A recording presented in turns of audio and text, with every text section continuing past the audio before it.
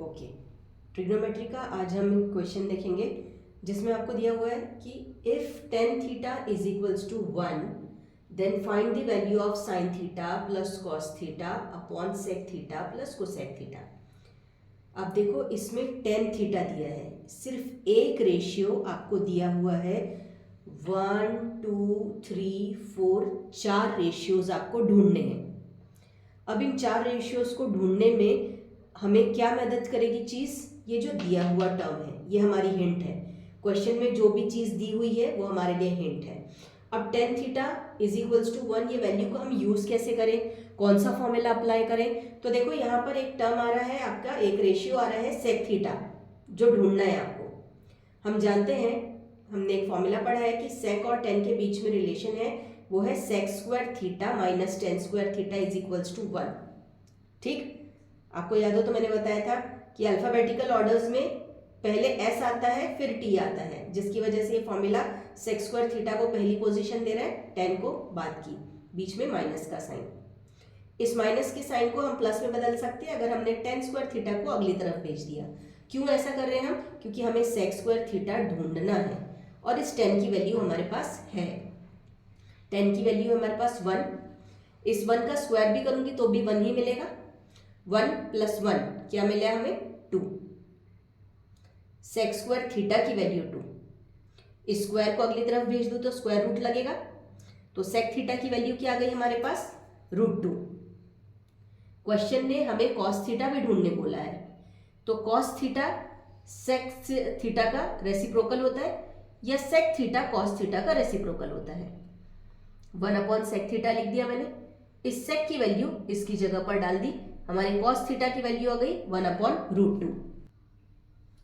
Cos की value ढूंढ ली हमने, अब हमें साइन भी ढूंढना है। देखो कॉस ढूंढ लिया है, साइन ढूंढना है, तो दोनों जिस फॉर्मूले में आएंगे हम उस फॉर्मूले को यूज कर रहे हैं। साइन हमें ढूंढना है, कॉस हमारे पास है, तो हमने फॉर्मूला यूज किया sin square theta plus cos square theta is equals to 1। इस कॉस स्क्वायर थीटा को अगली तरफ भेज दूं तो साइन स्क्वायर थीटा के लिए हमारे पास फॉर्मूला हो गया 1 माइनस कॉस स्क्वायर थीटा। अब कॉस थीटा की वैल्यू हमने निकाली है 1 अपॉन √2, स्क्वायर है दोनों टर्म्स पर, इस सिंगल टर्म पर स्क्वायर लग जाएगा। 1 का स्क्वायर 1 ही होगा और √2 का स्क्वायर हमें 2 मिलेगा। इस 2 को 1 से मल्टीप्लाई करना पड़ेगा ताकि दोनों ही टर्म्स का कॉमन डिनोमिनेटर 2 बन जाए। 2 माइनस 1, 1/2 साइन स्क्वायर थीटा की वैल्यू, स्क्वायर को अगली तरफ भेज दूं तो स्क्वायर रूट होगा, 1 का स्क्वायर रूट 1 ही मिलेगा और 2 पे स्क्वायर रूट लग जाएगा, साइन थीटा की वैल्यू आ गई।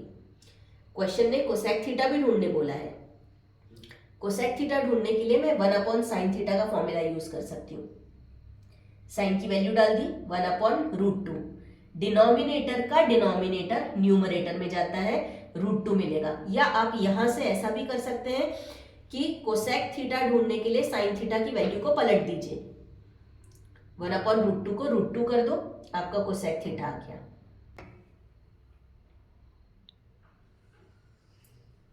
क्वेश्चन ने हमें वैल्यू फाइंड करने बोली है sin theta plus cos theta upon sec theta plus cosec theta की। चारों रेशियोज की वैल्यू हम ढूंढ चुके हैं, पुट कर लेते हैं। साइन थीटा की वैल्यू 1 अपॉन √2, कॉस थीटा की value 1 upon √2, sec theta cosec theta की वैल्यू √2। देखो यहाँ दोनों ही टर्म्स का कॉमन डिनोमिनेटर है √2, तो न्यूमरेटर्स इसके ऐड हो जाएंगे। √2 कितने √2 हुए, 1 और 1, 2 √2, that is 2 √2। 1 plus 1 2 upon √2, numerator का किससे डिवाइड हो रहा है, 2 √2 से। मैंने डिवाइड का साइन लगाकर इसे 2 √2 को अलग लिखा है। देखो ये मेन डिवाइड का साइन है ना, ये आपका न्यूमरेटर का पार्ट है, इसीलिए 2 √2 डिवाइड हो रहा है, सॉरी 2 अपॉन √2 डिवाइड हो रहा है 2 √2 से। डिवाइड को अगर हम मल्टीप्लाई में बदलना चाहें तो इस 2 √2 को हम 1 अपॉन √2 लिखेंगे। 2 √2 के नीचे कुछ नहीं है, मतलब 1 होगा, इसे पलटने पर हमें 1 अपॉन 2 √2 मिलेगा। न्यूमरेटर डिनोमिनेटर के 2 कैंसिल हो जाएंगे, रूट 2 और रूट 2 मल्टीप्लाई होगा, रूट 2 का स्क्वायर हो जाएगा, स्क्वायर रूट कैंसिल, 1/2 आपके sin theta plus cos theta upon sec theta plus cosec theta की वैल्यू। Thank you.